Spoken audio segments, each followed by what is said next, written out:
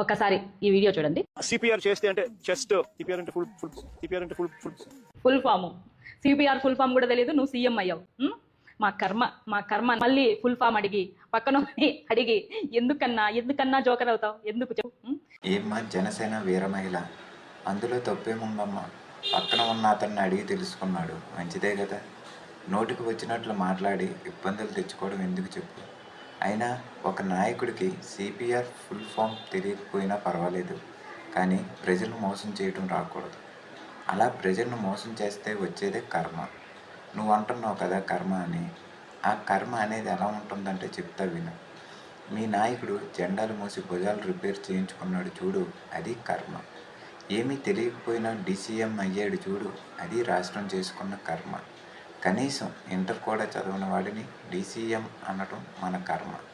21 మంది పిల్లలు ఆత్మహత్య చేసుకుంటే రాని కన్నీళ్ళు, పిల్లలను గుడ్డిని బాదినట్లు బాదుతుంటే రాని కన్నీళ్ళు, ప్రధానిని విమర్శిస్తే గోదావరి నీళ్ళు పొంగుతున్నాయి కన్నీళ్ళు అని అంటున్నాడు చూడు, అటువంటి గొప్ప యాక్టర్ మన ఆంధ్రప్రదేశంలో ఉండటం మా కర్మ. దీన్ని కర్మ అంటారు.